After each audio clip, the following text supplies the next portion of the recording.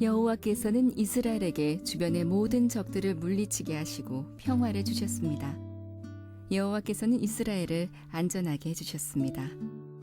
여러 해가 지나 여호수아의 나이가 많아지자 여호수아는 모든 장로들과 지도자들과 이스라엘의 재판관들과 관리들을 모았습니다. 여호수아가 말했습니다.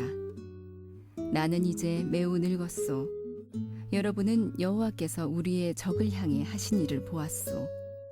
여호와께서는 우리를 도우셨소.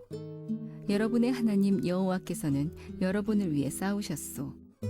보시오, 나는 여러분을 위하여 여러분의 지파들에게 요단강에서부터 해지는 곳 지중해까지 아직 남아있는 나라와 이미 정복한 나라를 제비 뽑아 나누어 주었소.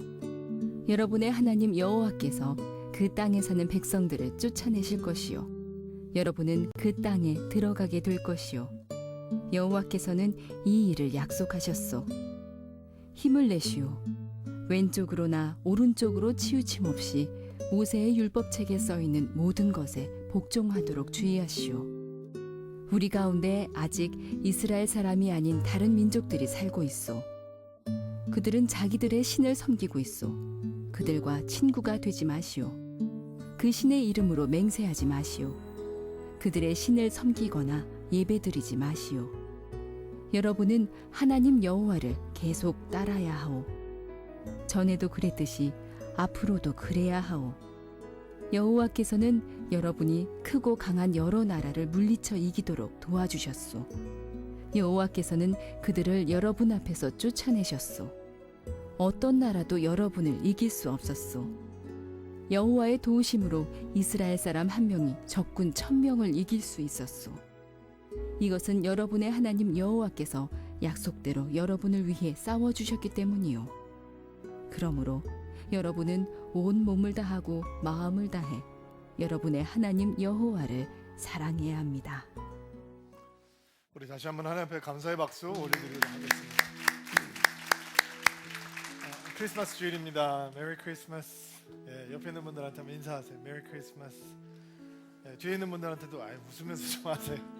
좋은 말인데 웃으면서 좀 인사하시고 저한테도 메리 크리스마스. 복된 성탄 보내시기를 주의 이름으로 축복합니다. 예수께서 오셨습니다. 우리의 삶 가운데, 이 땅 가운데 그 성탄의 기쁨이 우리를 가득하게 채우는 주일, 또 한 주일이 됐으면 감사하겠습니다. 자, 우리 가슴에 손을 얹고 믿음을 고백하고 오늘 하나님 말씀 듣도록 하겠습니다. 한번 따라해 주시겠어요? 하나님은 나를 사랑하십니다. 나는 그 사랑 안에 있습니다. 하나님은 오늘 나에게 말씀하실 것입니다. 그 말씀에 능력이 있습니다. 그 말씀에 생명이 있습니다. 나의 마음을 하나님께 열겠습니다. 나의 생각을 예수님께 집중하겠습니다. 들은 만큼 변합니다. 들은 만큼 행복해집니다. 오늘 특순을 해준 팀은 저희 교회 청년부 찬양팀이랍니다. 장래가 촉망되는 팀입니다. 박수로 한번 격려해 주시면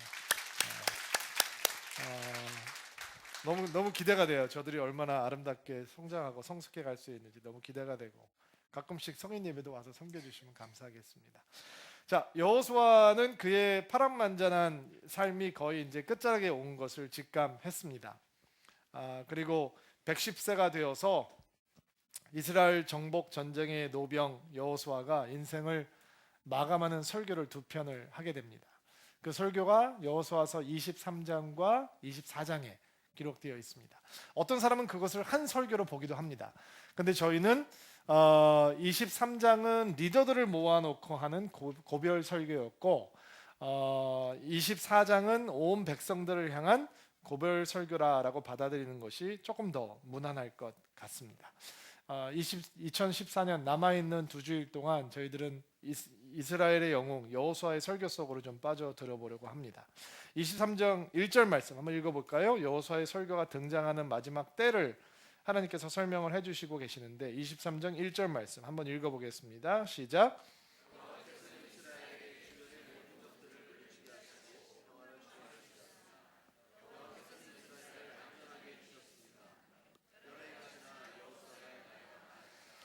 자, 하나님께서 이스라엘의 모든 대적들을 물리치시고 안식, 평화를 주셨다라고 얘기를 하죠. 전쟁이 시작되고 7년이 넘도록 칼을 손에서 놓지 못했던 이스라엘 사람들이 이제 평범한 삶의 현장으로 농사를 짓고 목축을 하고 다른 생업을 사는 현장으로 돌아간 지도 시간이 오래되었습니다. 그리고 평화의 시대가 도래했습니다. 여러분, 전쟁에서 잔뼈가 굵은 여호수아에게 그 말이, 평화라고 하는 말이 얼마나 가슴이 설레고 벅차지는 말이겠어요. 그렇죠? 근데 여호수아가 수고하고 고생했더니 진짜 평화의 시대가 도래했습니다. 모든 것이 잘 되고 있고 모든 사람들이 안전하게 살고 있습니다. 그 대적을 하나님께서 다 물리쳐 주셨습니다. 근데 그때 여호수아는 자기 안에 남아있는 마지막 메시지를 꺼집어내야 되는 때라라고 생각했던 것 같습니다. 이렇게 보면 사람들이 여호수아가 옛날엔 그렇지 않더니 나이가 들어가지고 잔소리하네 라는 오해를 좀 들을 수도 있고, 아니 이게 위기 상황도 아니고 모든 게 편한데 왜 사람들을 이렇게 위난스럽게 불러 모아서 리더들 따로 모아서 설교하고 백성들 다 모아서 설교하고 그럴 필요가 뭐가 있나라고 생각해 볼 수도 있지만, 그러나 110년을 하나님을 의지하고 살아왔던 여호수아는 그의 인생이 끝나고 오는 것을 감지하면서 내가 마지막으로 나의 메시지를 이 사람들에게 전해 주어야 된다라고 생각했던 것 같습니다. 그의 설교를 보면 이런 영적인 지혜가 담겨져 있습니다. 과거를 돌아보면서 미래를 해석하고 오늘 현장을 경영하는 지혜가 담겨져 있습니다. 그가 뒤를 돌아보면서 과거를 회상하면서 모세의 얘기를 하지 않습니다. 자신이 얼마나 용기가 충만했는지 혹은 자신의 업적이 얼마나 대단했는지도 얘기하지 않습니다. 그는 과거를 보면서 단 한 가지를 얘기합니다. 하나님께서 하셨다는 것입니다. 하나님께서 싸우셨고, 하나님께서 넘겨주셨고, 하나님께서 일하셨고, 하나님께서 약속하셨고, 하나님께서 그 약속을 지키셨고, 그것을 이야기하면서 그는 과거를 바라보면 당신들에게 어떤 미래가 있을지 미리 볼 수 있다. 그리고 오늘을 어떻게 살아야 되는지 알 수 있다라고 하는 고별 설교를 하고 있는 것입니다. 오늘 저는 여호수아가 이스라엘의 리더들에게 들려주었던 고별 설교를 세 가지로 정리를 해드리려고 합니다. 세 가지 키워드로. 그리고 여러분이 2014년을 정리하고 2015년을 맞는데 그 세 가지 키워드를 조금 마음속 깊이 새기는 주일이 되기를 바랍니다. 6절, 7절, 8절 말씀을 좀 중심으로 나누려고 하는데요. 먼저 6절 말씀 한번 읽어주시겠어요? 6절 말씀 시작.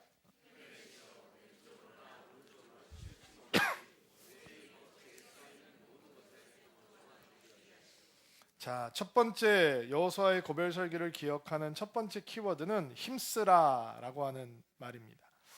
힘쓰라. 여기 보면 힘을 내시오라고 얘기했죠. 여기 번역되어 있는 말은 힘내시오라고 하는 그런 문자적인 뜻이 아니라 강하게 하라, 애쓰다, 확실하게 하다, 단단히 결심하다, 이런 뜻을 가지고 있는 단어예요.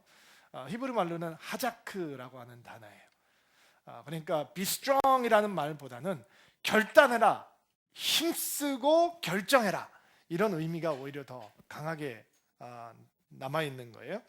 여호수아가 모세가 전해준 말씀으로부터 좌로나 우로나 치우침이 없이 흔들리지 말고 그 말씀을 온전히 따르라라고 하는 도전의 설교예요. 여러분, 전쟁 중에 말씀을 따라가는 것은 어렵지 않아요. 왜냐하면 말씀을 따라가지 않으면 지니까, 승리할 수 없으니까 말씀을 따라 사는 것은 어렵지 않았어요. 수십만의 이스라엘 백성들이 군대 작전을 펼치는 동안 나의 행동이 나머지 사람들과 똑같이 대하게 되는 것은 어렵지 않아요. 그러나 내가 다른 군사들과 똑같이 행동한다고 해서 내 영성이 그 공동체의 영성인 것은 절대로 아니에요. 조금 더 쉽게 설명을 해드릴게요. 자, 여리고성이에요. 여리고성에서 이스라엘 백성들이 어떻게 전쟁에서 승리했죠? 그냥 성을 뺑뺑뺑뺑 돌면서 소리를 한번 지르니까 이스라엘 백성들이 앞에서 여리고성이 무너져 내렸어요. 자, 만약에 저 같은 사람이 이스라엘 백성들 안에 있었다면 걸어가면서 투덜투덜 거렸을 거예요. 뭘 시키냐. 이거 어저께도 하는데 나는 싸울 준비가 됐다고. 나는 목숨 바칠 준비가 돼 있다고. 이 젊은 목숨 내가 청혼의 꿈을 내가 이루겠다고 이렇게 중얼중얼 거렸을 거예요. 그런 사람이 이스라엘 가운데도 많이 있었기 때문에 하나님께서는 입을 다물고 걸으라라고 말씀하셨죠. 속으로 투덜투덜 가면서 걸었을 거예요. 힘차게 걷는 사람이 있고 질질 끌면서 바닥 걷는 사람도 있을 거예요. 저는 아마 후자였을 것 같아요. 여러분은 모르겠어요. 그리고 이스라엘 백성들이 여리고 앞에서 소리를 지르라고 얘기를 했죠. 소리를 지르라라고 했을 때도 여러 가지 부류의 사람들이 나타났을 것 같아요. 우와 하고 소리를 지르는 사람들이 있는 반면 그냥 립싱크하는 사람도 있을 수 있을 것이고 또 마지못해 하고 소리를 지르는 사람도 분명히 있었을 거예요. 저는 립싱크였을 것 같아요. 뭐 이렇게 창피한 걸 시키냐 했을 것 같아요. 근데 성은 무너져 내렸어요. 내가 그 영성을 다 오운하지 않아도 가지고 있지 않아도 여호수아라고 하는 리더에게 주셨던 말씀이 그냥 따라가는 것처럼 거기 머물러 있을 때 그들 앞에서 기적은 일어났어요. 전쟁 중에서 하나님 앞에 힘써 따라가는 것은 어렵지 않아요. 그러나 그것은 내 영성이 아닐 수도 있단 말이죠. 평화의 시대가 도래했어요. 칼 잡을 필요 없어요. 이스라엘은 모든 민족들을 정복했어요. 나머지 있는 사람들도 이스라엘 앞에서 벌벌 기어요. 숨을 죽이고 명맥만 유지하고 있어요. 근데 이 여호수아는 이스라엘 백성들을 향해서 너희들은 이제 스스로 힘써 하나님의 말씀을 따라가라 라고 얘기해요. 이전엔 여호수아가 대신 선택해 주면 되었어요. 지금은 아니에요. 누군가 다른 사람들이 그들을 위해서 선택해 줄 수 없는 거예요. 이제는 그들이 선택해야 돼요. 무엇을? 좌로나 우로나 치우치지 아니하고 오직 하나님의 말씀만 애쓰며 따라가기를 선택하라 라고 말씀하고 있는 거죠. 여러분, 하나님을 얘기한다고 그것이 신앙인 게 아닌 거예요. 복음을 얘기하고 예수를 얘기한다고 그것이 신앙 칼라하고 예수님의 제자가 되는 것은 아니에요. 요즘 미국 기독교에서는 동성애에 대한 문제가 굉장히 심각하게 대두되고 있어요.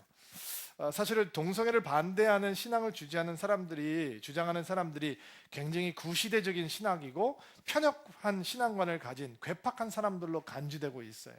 오바마 대통령의 취임식 때, 미국에서는 대통령 취임식 때 목사가 나와서 기도를 하거든요.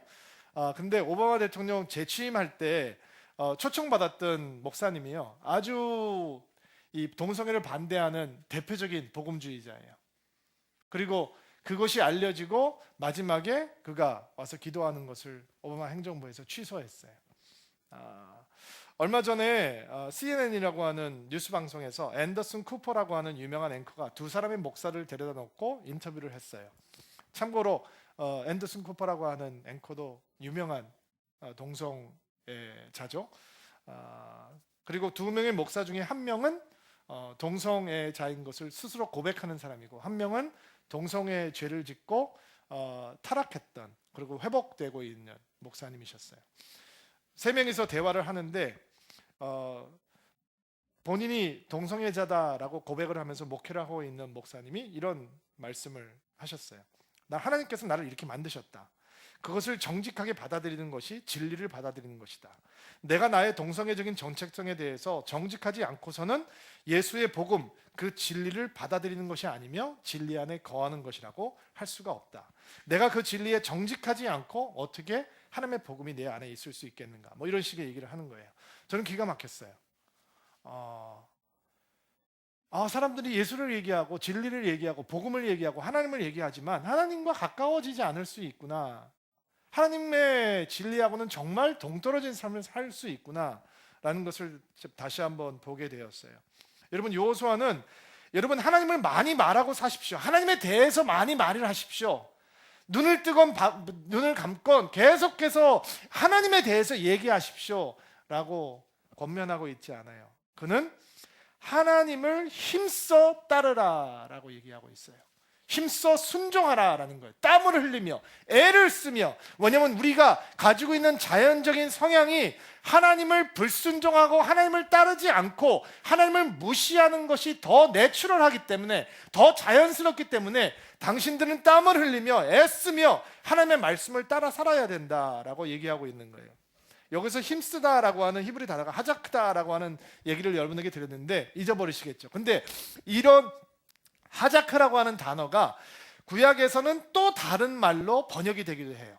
여기서는 힘쓰며 애쓰며 마음을 강하게 하고 단단히 결단하고 라고 하는 표현이 되긴 하지만 다른 구약 성경을 보면 이 하자크라고 하는 단어가 마음이 강팍하다라고 할 때 하자크라고 하는 단어를 써요. 이게 무슨 얘기냐?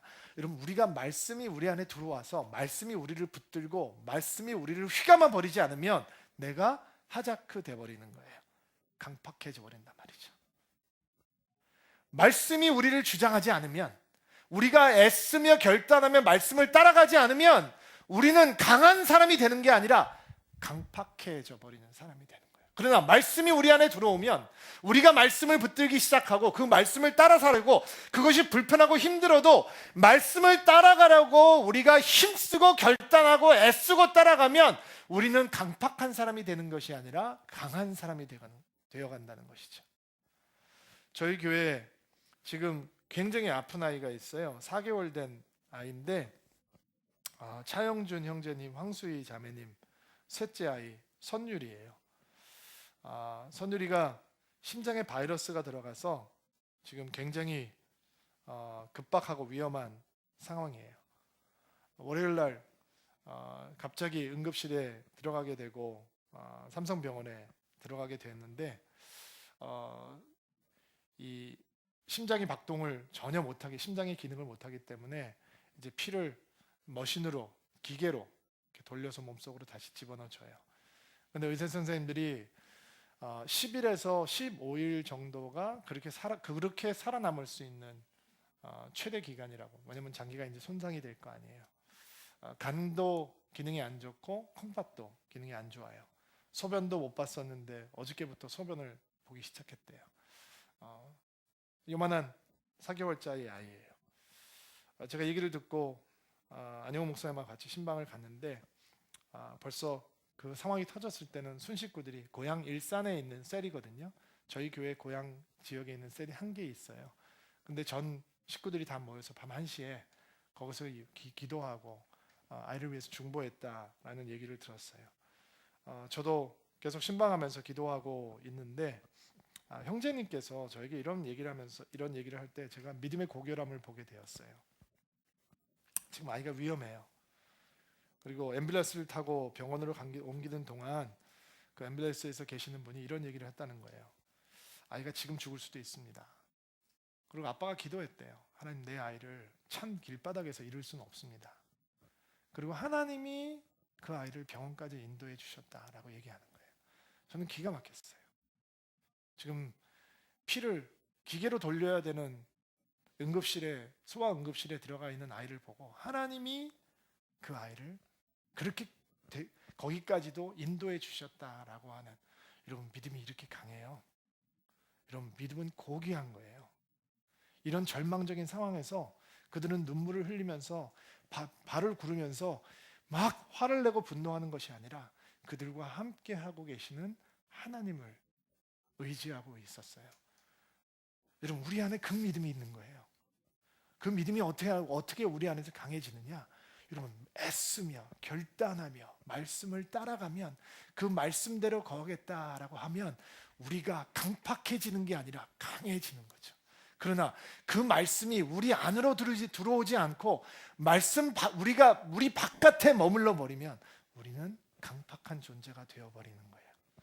저는 서울 드림교회가 이런 축복이 있게 되기를 바라요. 드림인들에게 이런 축복이 있게 되기를 바라요. 여러분, 1년에 한 번씩은 성경 통독하세요. 일단 아멘 하세요. 그런 축복이 있을지어다. 여러분, 이게 우리 인사가 됐으면 좋겠어요. 따라해 보세요. 읽고 계십니까? 다시, 읽고 계십니까? 제가 오늘 여러분들이 나눌 수 있는 인사 3가지를 가르쳐 드릴 거예요. 읽고 계십니까? 서울드림교회에서는 사람들이 이렇게 안녕하세요 이렇게 인사하지 말고 읽고 계십니까? 이렇게 인사하시면 좋겠어요. 그냥 성경을 안 읽으면 마치 드림인의 자격이 없는 것처럼, 서울드림교회에서는 성경을 붙들고 있지 않으면 마치 수치스러운 것처럼 성경을 한 번도 읽어본 적이 없다라고 얘기하는 것은 정말 서울드림교회 처음 오신 분들이라 하는 얘기처럼 말씀을 가까이, 말씀이 우리 안에 안에 그래 들어와 있는 말씀이 우리를 강하게 만드는 그런 교회가 되는 축복이 있게 되기를 주의 이름으로 기원합니다. 말씀을 먹고 소화하고 그 말씀을 따라 살라. 그러면 우리가 강한 사람이 될 것이다. 여러분 읽고 계십니까? 1년에 한 번씩 꼭 통독하실 수 있게 되기를 바랍니다. 퀴시하시기 바랍니다. 말씀을 붙들고 살면 강팍한 인생이 아니라 강한 인생이 되는 것입니다. 그것이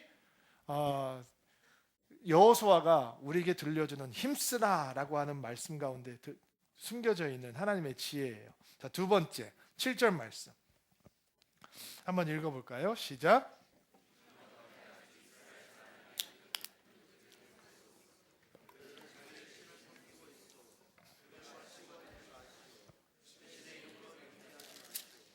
그들의 신을 섬기거나 예배하지 마시오. 자, 두 번째 여호수아의 거별 설교를 이해하는 두 번째 키워드는 멀리하라라고 하는 말입니다. 약속의 땅 가나안 때는 아직도 가나안 부족들이 조금씩 남아 있었거든요. 강한 성들도 무너지고 강한 왕국도 멸망했지만 이방 부족들이 여기저기서 숨어서 살고 있었단 말이에요. 이게 폐가 되지 않으니까 그냥 놔뒀어요. 그들을 노예로 부리기도 하고 그들을 쫓아내지 못했어요. 근데 여호수아는 그들을 쫓아내야 된다라고 하는 것을 상기시켜 주었죠. 왜냐하면 이게 인권에 대한 문제가 아니고 뭐 정치, 외교 이런 거에 대한 문제가 아니라 이방인들을 쫓아내야 되는 거는 영적인 정체성에 대한 문제인 거예요. 영적인 순결성에 대한 문제란 말이죠. 믿음의 순결성과 깊은 관여가 있는 거예요. 이 이스라엘의 순결은 혈통의 순결이 아니고 믿음의 순결인 거예요. 영적인 순결성이 있어야 되는 거죠. 이스라엘 백성들이 이방 사람들로부터 영향을 받아서 그들의 영향권 가운데 녹아드는 이런 것이 아니라 그들을 완전히 제거해 버림으로 정말로 하나님께서 원하시는 신앙의 순결을 지킬 수 있는 것이 하나님께서 의도하신 약속의 땅의 축복이죠. 그것이 안 되면 약속의 땅이 아니라 멸망의 땅이 되어버리는 거예요. 7절에 보니까 부정적인 명령 3개가 등장해요. 보세요. 다시 한번 보세요. 올려주시겠어요? 7절. 자, 첫 번째, 친구가 되지 마시오 라고 하는 부정형 명령이죠. 두 번째, 다른 신의 이름으로 맹세하지 마시오. 세 번째는 다른 신을 섬기거나 예배하지 마시오 라는 거예요. 친구가 되지 말라라고 하는 얘기는 오고 가지 말라라고 하는 뜻이에요. 신의 이름을 맹세하지 말라라는 건 그들이 부르지 말라, 마음에 두지 말라, 마음에 담아두지 말라, 기억하지 말라라고 하는 뜻도 가지고 있어요.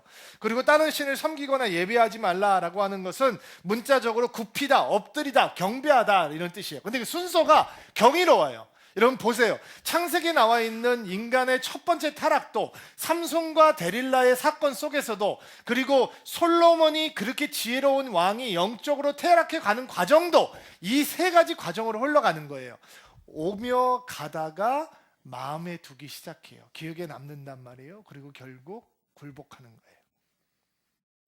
똑같죠? 아담과 하와도 오다 가다 마음에 두었어요. 그리고 넘어져요. 삼손도 데릴라를 보러 오다 가다 마음에 남아요. 그리고 넘어져요. 수많은 이방의 여인들과 오다 가다 솔로몬의 마음 가운데 남아요. 그리고 넘어져요. 여러분 믿음이란 멀리해야 될 것들이 있는 거예요. 멀리해야 될 것들이. 하나님께서 우리 하나님을 사랑하고 살아가려고 하는 모든 사람들에게 세상과 버타는 것이 얼마나 위험한 선택인지 이렇게 말씀하고 계세요. 한번 들어보시겠어요? 여러분은 세상을 사랑하는 것이 하나님을 미워하는 것이라는 것을 모르십니까? 만일 세상과 버타고 싶은 사람이 있다면 그는 스스로 하나님과 원수가 되는 것입니다. 이 세상이나 이 세상에 있는 것들을 사랑하지 말라. 누구든지 세상을 사랑하면 아버지의 사랑이 그 안에 있지 아니하나니 이는 세상에 있는 모든 것이 육신의 정욕과 안목의 정욕과 이상의 자랑이니 다 아버지께로부터 온 것이 아니요 세상으로부터 온 것이라. 여호수아가 이야기하고 싶은 것이 바로 이것이란 말이죠.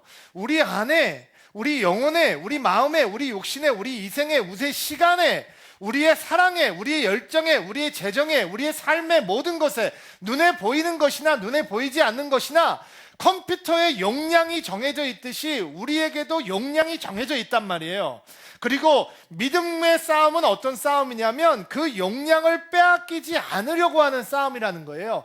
세상은 그 용량을 차지하려고 하는 것이고 믿음이라고 하는 것은 그 용량을 지워버리고 그 더 많은 용량을 하나님께 확보시켜 드리는 것이 믿음의 여정이라는 것이죠.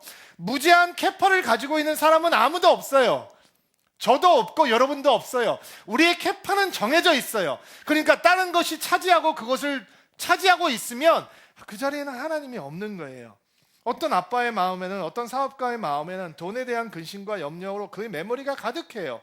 어떤 엄마의 마음에는 아이들을 잘 키우려는 염려와 욕심으로 그 메모리가 가득해요. 어떤 목회자는 교회를 성장시키고 싶다고 하는 염려와 근심으로, 욕심으로 그 메모리가 가득해요. 그러니까 하나님 자리가 없는 거죠. 믿음이라고 하는 건 캐파를 키워가는 것이 아니라 우리의 캐파 가운데 차지하고 있는 세상의 자리를 믿음이라고 하는 것으로 조금씩 더 제하여 가는 것이죠. 멀리하라. 이런 얘기를 하면 저랑 눈을 잘 안 마주치고 싶어요. 또 목사님 무슨 얘기를 들으셨나? 여러분 그렇게 초보적으로 생각하시면 안 돼요. 우리 안에 끊임없이 찾아오는 육신의 본성을 향해서 우리는 과감하게 눈을 돌리는 연습들이 필요한 거죠. 멀리 안 하면 어떤 일이 생기느냐? 여호수아서 말씀을 보니까 12절 말씀 보니까 오늘 말씀 12절 한번 보시겠어요? 만일 여러분이 여러분의 길에서 떠나 여러분 가운데 남아있는 다른 민족들의 사람들과 친구가 되고 그들과 결혼을 하면 하나님께서 하나님 여호와께서 다시는 여러분 앞에서 적을 쫓아주시지 않을 것이라는 사실을 알아야 하오. 그렇게 되면 그들은 여러분의 덫이 될 것이요, 그들은 등을 내리치는 채찍이나 눈을 찌르는 가시같이 여러분에게 괴로움을 안겨줄 것이요. 이게 실제로 이 일이 벌어졌어요. 여호수아 시대가 끝나고 사사 시대가 되자 이들을 멀리하지 않았기 때문에, 이들을 향해서 등을 돌리고 이들을 쫓아버리고 잘라버리지 않았기 때문에 숨죽은 듯이 살고 있던 이방 민족들이 이스라엘 백성들의 등을 내리치고 옆구리를 찌르는 가시가 되어서 이스라엘 백성들을 노예처럼 부렸어요. 여러분 믿음은 위대한 것이에요. 믿음은 세상을 거스리는 힘을 가지고 있어요. 이 세상이라고 하는 것은 흘러가는 힘이거든요. 그러나 믿음은 그것을 역류하는 힘을 가지고 있단 말이죠. 믿음이 우리 안에 들어오는 순간 세상의 흐름이 아닌 다른 흐름을 따라갈 수 있도록 도와주는 거예요. 하나님의 자녀라면 누구나 다 세상을 이길 힘을 가지고 있습니다. 세상에 대해서 이길 수 있는 승리는 우리 안에 있는 믿음에 있습니다. 그러므로 세상을 이길 수 있는 힘은 예수 안에서 예수께서 하나님의 아들이심을 믿는 믿음인 것입니다. 우리가 예수께서 하나님 되신다라고 하는 것을 믿는 순간 세상의 길에 흘러가는 믿음이 아니라 세상의 길을 역류할 수 있는 놀라운 믿음을 가질 수 있는 축복을 누리게 된다라는 것이죠. 믿으면은 멀리 할 것이 있다는 거예요. 자, 두 번째, 여러분들은 서로 만나시면 이렇게 인사하셔야 돼요. 멀리 하고 계십니까? 따라해 보세요. 멀리 하고 계십니까? 예, 멀리 하고 계십니까? 여러분 제가 여러분들에게 맨날 물으면 여러분 시험 될 거잖아요. 끊으셨어요? 안 하고 계세요? 안 보고 계세요? 안 만나고 계세요? 그럼 얼마나 힘들겠어요. 그러나 인사하세요. 읽고 계십니까? 그 다음에 웃으면서 멀리 하고 계십니까? 여러분 믿음으로 가기 위해서는 멀리 해야 될 것들이 있다는 거예요. 그것이 여러분의 2015년을 향한 서로를 향한 축복의 인사 말씀이 되기를 바랍니다. 세 번째, 여호수아의 이 설교를 이해하는 키워드는 8절 말씀에 나와 있습니다. 8절 말씀 한번 볼까요? 시작.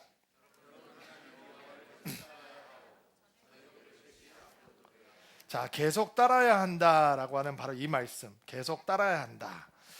개역 성경에는 이렇게 개역 개정 혹은 개역 한글은 이런 식으로 표현이 되어 있어요.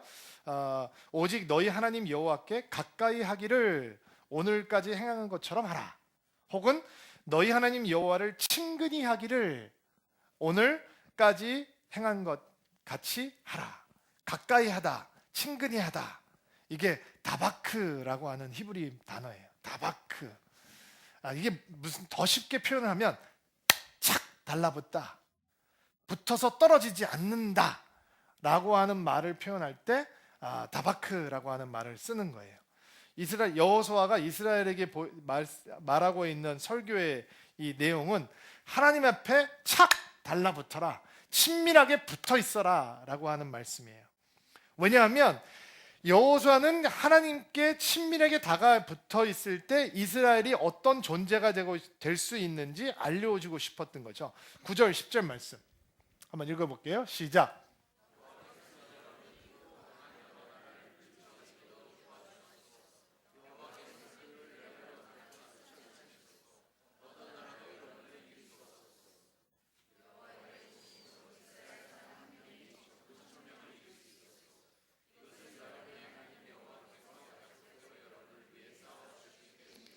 자, 하나님과 착 달라붙어라. 왜 착 달라붙어야 되느냐? 왜 착 달라붙어야 되느냐?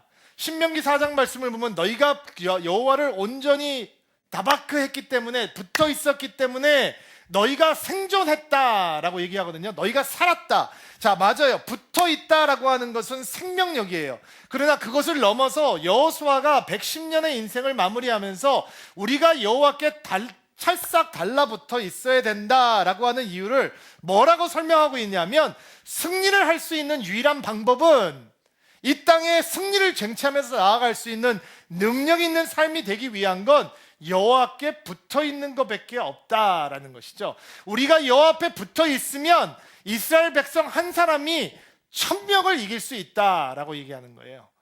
그리고 보니까 그 기드온 시대 때 미디안 사람들이 이스라엘 치러 들어왔는데요. 사람들이 얼마나 많이 모였냐면 메뚜기 떼 같았고 바닷가에 모래알처럼 많았다라고 얘기했어요. 근데 하나님께서 전쟁을 하기 위해서 모여든 이스라엘 사람들 다 돌려보내시고 몇 명만 남겨두셨죠? 300명만 남겨두셨어요. 그럼 300명이면 일당 1000이면 30만 명을 감당할 수 있는 거죠. 여러분 일당 1000이래요. 하나님과 붙어 있으면. 여러분, 하나님은 많은 사람이 필요한 게 아니에요. 하나님은 믿음의 사람이 필요해요. 하나님은 하나님과 친밀한 사람이 필요한 것이죠. 감리교를 만들었던 요한 웨슬레이라고 하는 사람이 이런 기도를 했다고 합니다. 나에게 죄 위에는 아무것도 두려워하지 않으며 하나님 외에는 아무것도 바라지 않는 사람 100명을 주십시오. 그러면 나는 이 세상을 흔들어 놓을 수 있습니다. 누구든지 상관이 없습니다. 그들만 있으면 사단의 왕국을 무너뜨리고 하나님의 나라를 세울 수 있습니다. 그런 사람이 100명이 있으면 세계는 변할 거라고 믿었다는 거죠. 저희도 우리가 그렇게 하나님과 짝 달라붙어 있으면 죄악을 무서워하고 두려워하고 미워하고 하나님만 원하는 사람들이 100명만 있으면, 서울 드림교회가 그렇게 되면 이 땅은 하나님의 나라로 충만해질 수 있고 우리는 일당 1000의 사람이 되어가고 있다는 거죠.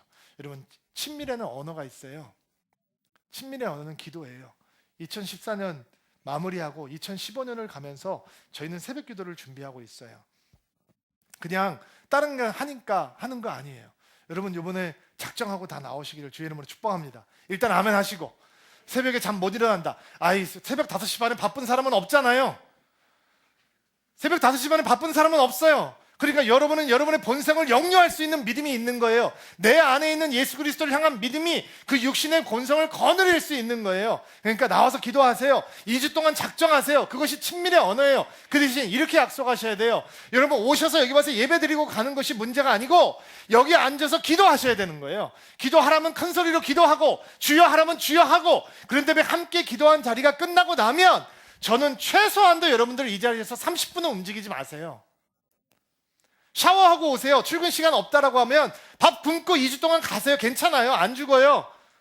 30분 동안 이 자리에서 움직이지 말고 기도하세요. 한 가지를 놓고 기도하세요. 친밀을 위해서 기도하시는 거예요. 하나님과 친해지고 싶다. 자, 세 번째 인사. 여러분이 서로를 위해서 인사하시면서 이렇게 인사하세요. 친해지고 계십니까? 따라해보세요. 친해지고 계십니까?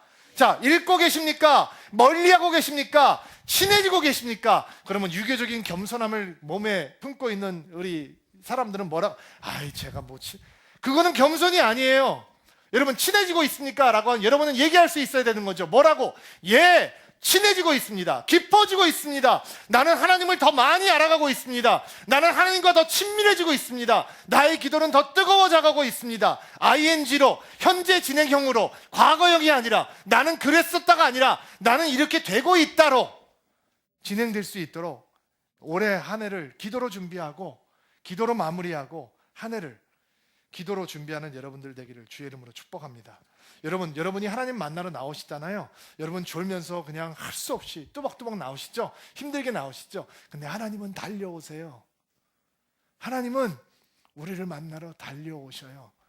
오죽하면 너희의 하나님 여호와는 질투하는 하나님이다 라는 말씀이 있을까요?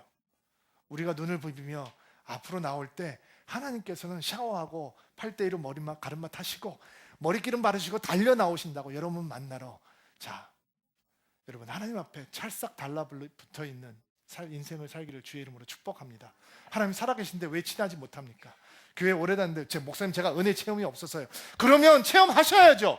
만나셔야죠. 교회를 다니면서 이렇게 금쪽 같은 시간을 쓰면서 어떻게 하나님과 찰싹 달라붙는 시간이 없겠습니까? 여러분 새벽 기도를 통해서 하나님과 친밀해지는 시간 되기를 주의 이름으로 축복합니다. 힘쓰는 한 해가 되기를 주의 이름으로 축복합니다. 여러분 멀리 하시는 한 해가 되기를 주의 이름으로 축복합니다. 하나님을 가까이 하는 여러분들 되기를 주의 이름으로 축복합니다. 그 은혜를 누리면서 올 한 해를 마무리하고 내년 한 해를 맞는 기쁨이 있게 되기를 바랍니다. 제가 기도하고 예배를 마무리하는데 오늘 여러분 예배 마무리한다며요. 우리 안영 목사님 좀 인도해 주시겠지만 5분만 좀 앉아서 기도해 주세요. 이름은 차선율이에요. 이 아이가 심장 박동이 뛰고 장기가 상하지 않고 회복되고 하나님의 치유로 그 생명이 하나님의 생기가 선율이에게 충만해질 수 있도록 예배가 끝난 다음에 조금만 앉아서 중보해 주시고 돌아가 주시면 감사하겠습니다. 제가 한번 기도하겠습니다. 하나님, 오늘도 말씀을 아멘으로 받았습니다. 여호와의 고별 설교가 올 한 해를 마무리하는 우리에게 뜨거운 마음을 줍니다. 말씀을 힘써 따르게 하시고 세상을 향해서 과감하게 등을 돌리게 하시고 하나님을 향해서 친밀하게 달려가는 드림인들 되게 도와 주옵소서. 예수님의 이름으로 기도하옵나이다.